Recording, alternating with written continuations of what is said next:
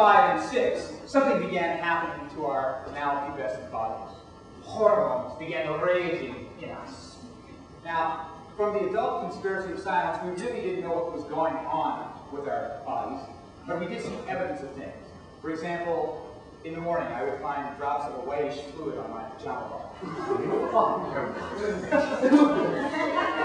Oh, and this is part of the problem, because the nuns would just give us part of the information.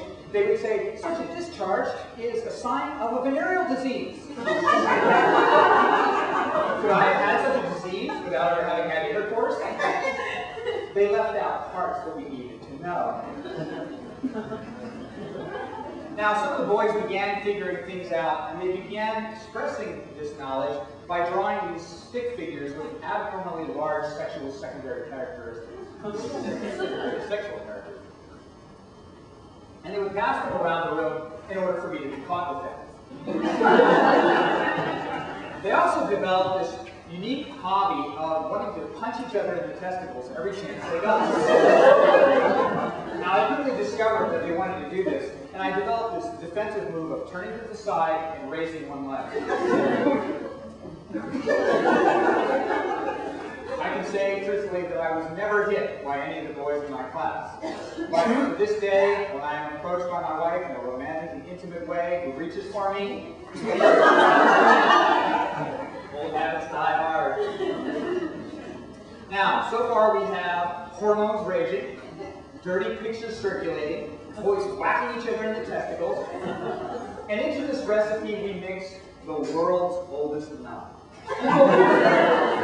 Sister Ada had taught most of our parents and even some of our grandparents. She came from a very holy family. She had 3 sisters who were also nuns and a brother who was a priest. Now, at one time, this was looked upon as a wonderful thing, that the call to the clergy was better than the call to the married life. You run out of Catholics if that keeps up after a while.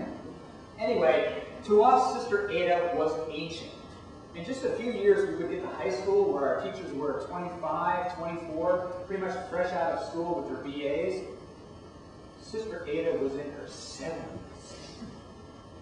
Now, to her credit, she was a pretty good teacher and a very nice person. But she, too, had some particular quirks.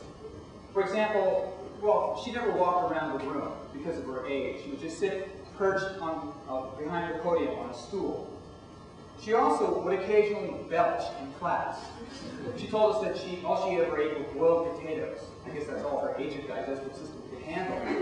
But she'd be sitting there going along about something and suddenly stop and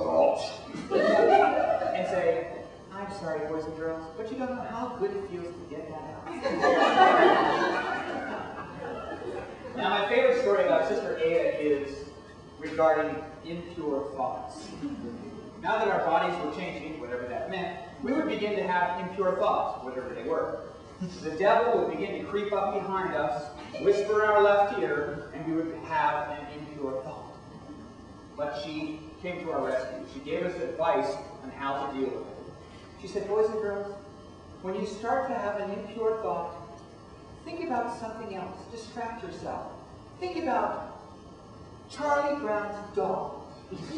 What's his name? Snoopy. When you start to have an impure thought, think about Charlie Brown's dog, Snoopy. Now, I wonder if anybody ever took her up on this. And I'm not sure that this is the best advice to give young hormonally balanced adolescents. You're in your bedroom at home, you start to have an impure thought. No, I gotta think about Snoopy. Slowly, inexorably, inevitably, you are drawn into the dark world of bestiality. I imagine running into one of my old high school chums at the reunion. He's over by the bar having a drink.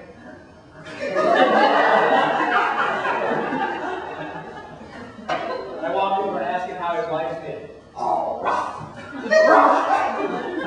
Been married a couple of years now. Had some pups, but looking to stray." Suddenly he sees one of the women we went to high school with, a cheerleader who's not lost her looks. "Wow, look at that bitch! Yeah!" Starts to run over, and I have to hold him by the collar before he goes over and begins to hump her leg.